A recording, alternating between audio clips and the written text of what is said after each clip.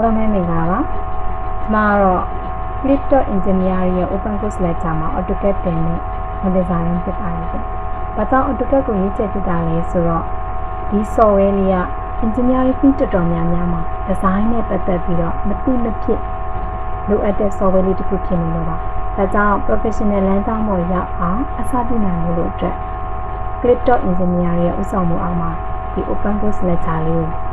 ပေါင်းရတာဖြစ်ပါရဲ့ရှင်အခုဒီ lecture လေးကလေ beginner အတွက်ရေးထားဖြစ်တဲ့အတွက်ဒီ software ပုံစံလေးတွေကနေစပြီးပြပြမယ်နော်အခုပြထားတာလေးကတော့ version 2020လေးပေါ့အဲ့တော့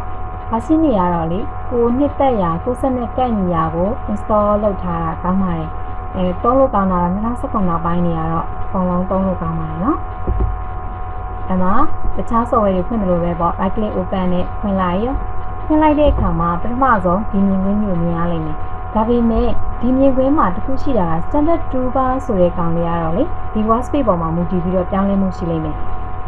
အဲ့မှာ title bar ဆိုလို့ရှိရင်ဘာတွေကိုပြလဲဆိုတော့အခုဆွဲနေတဲ့အခုသုံးနေတဲ့ AutoCAD ရဲ့ version ရဲ့နောက်တစ်ခါလက်ရှိဆွဲနေတဲ့ပုံရဲ့ဒီနေရာလေးတွေကိုပြတယ်နောက်တစ်ခုကကြတော့ဒီ menu bar ကတော့ other software တွေလိုမျိုးပါပဲ home နေသူနဲ့သက်ဆိုင်ရာတခြား feature တွေကိုပြောတာပေါ့နောက်တစ်ခုကကြတော့ standard toolbar မှာကကြတော့ဘာတွေကိုပြောတာလဲဆိုတော့ကိုရီအသုံးပြုရမယ်ခုဆိုလို့ရှိရင်drawing နဲ့ပတ်သက်လို့ line command တွေ arc command တွေ cycle တွေစသဖြင့်ပေါ့နော်အဲ့ဒါတွေရဲ့နောက်တစ်ခါတို့တွေခုဖွင့်ထားတာကကြတော့ modeling 3D modeling ဖြစ်တဲ့အတွက် 3D modeling နဲ့ဆိုင်တဲ့လူပုံစံလေးတွေပေါ့နော်အဲ့ဒါလေးကိုပြထားတာနောက်တစ်ခုက crosshair cursor ဒီ crosshair cursor လေးကကြတော့ mouse ရွှေ့တဲ့အတိုင်းပဲသူကရွေးရှားနေမှာပေါ့နော်ဒီကောင်လေးကလည်းတော်တော်များများကိုအသုံးတည့်နေနေတယ်ဟုတ်ပြီနော်ဒါနောက်ပိုင်းကျတော့ဆွင်းနဲ့သဘောပေါက်တာနဲ့အရာတွေနောက်တစ်ခုက UCS icon ကကြတော့ဒီနေရာမှာ x axis နဲ့ y axis နှစ်ခုကိုပဲပြထားတယ်ဒါဒီ 2 dimensional ကိုစားပြုထားတာပေါ့ဒီမှာကလည်း view အနေနဲ့ WCS ကိုကြည့်လိုက်တဲ့အခါမှာ top view လို့တွေ့ရတယ်အကယ်၍ဒီနေရာမှာ x y z 3ခု 3D ကိုစားပြုတဲ့ x y z 3ခုကိုတွေ့ရတယ်ဆိုလို့ရှိရင်ဒီနေရာမှာလည်း top view only မဟုတ်တော့ဘဲနဲ့ဒီနေရာမှာရှိနေတဲ့၄တောင်လေးကအပြင်မှာမြင်ရတဲ့ box ပုံစံမျိုးလေးကိုတွေ့ရတယ်ဟုတ်ပြီနော်နောက်တစ်ခုကကြတော့ command window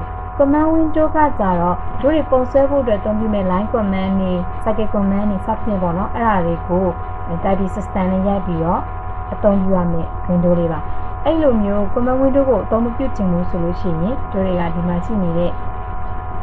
ဒီနဲ့သက်ဆိုင်တဲ့ကိုလိုချင်တဲ့ symbol တစ်ခုကိုယူပြီးတော့လဲဆွဲလို့ရတယ်အဲ့တော့ symbol ကိုယူချင်ရင် standard toolbar ကိုသုံးပါမယ်ဒါမှမဟုတ် typing system နဲ့သားချင်ရင် command window ကိုသုံးပြီးတော့ပါလို့ရတယ်ဒီကောင်ကြီးအခုကျမတို့မြင်နေတဲ့ဒီကောင်ကြီးကို drawing area လို့ခေါ်တယ်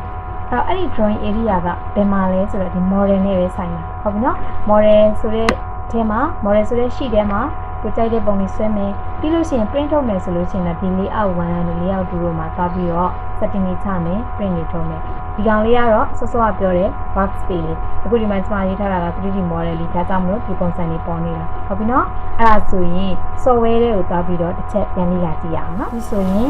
မသုံးနေတဲ့ version ဖြစ်တဲ့ AutoCAD 2019လေးကိုဖွင့်လိုက်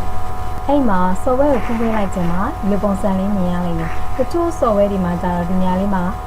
start new plus ဆိုတဲ့ဟာလေးဒီ plus လေးကိုခေါ်လို့ရတယ်အဲ့လိုမျိုးမဟုတ်ဘဲနဲ့ဒီလိုပဲပေါ်နေရဆိုလို့ရှိရင်တော့ file ကနေ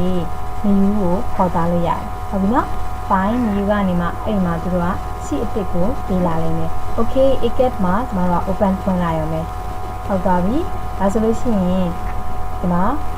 ဆွဲရမယ် drawing area ကြီးပေါ်လာပြီဒီမှာ grid တွေရှုပ်နေတယ်ဆိုလို့ရှိရင်ဒါလေးနဲ့ဖြုတ်လို့ရလဲဆိုတော့F7 လေးကိုနှိပ်ပြီးတော့ဒီ grid တွေကိုဖြောက်လိုက်လို့ရတယ်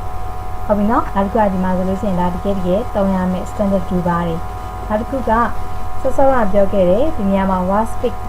setting လေးအဲ့မှာကျမတို့က 3D model မျိုးပြောင်းထားတာ draft ကိုနှိပ်လိုက်လို့ရှိရင် draft နဲ့ဆိုင်တဲ့ standard toolbar တွေကြာလာပါလိမ့်မယ်နောက်တစ်ခုကကြတော့ 3D basis ဆိုလို့ရှိရင်လည်း 3D basis နဲ့ဆိုင်တဲ့ standard toolbar တွေအဲ့တော့သူနဲ့ဆိုင်ရာလေးတွေပဲကြာလာလိမ့်မယ်ပေါ့နော်အခုကကျမတို့သုံးမှာကကြတော့ 3D modeling ဖြစ်တဲ့အတွက် 3D modeling နဲ့ဆိုင်နေတဲ့ကောင်လေးကြာလာမှာပေါ့ဒါကစောစောက PowerPoint ပြင်ပြီးတော့ရှင်းပြတဲ့ဟာခုကဆိုလို့ရှိရင်ဒါ model ကို ဒါ drawing area မှာဆွဲနေတာဒီတစ်ခုကကြတော့ဒီဘက်မှာဆွဲပြီးသားပုံတွေကိုဒီဘက်မှာလာပြီးတော့ setting တွေချပြီးတော့ print ထုတ်ဖို့အတွက်အသုံးပြုတာဒီ layer ကအဲ့တော့တို့တွေကပုံတွေဆွဲမှဖြစ်တဲ့ဒီ model area ထဲမှာပဲယူပြီးတော့ဆွဲရတော့မှာပေါ့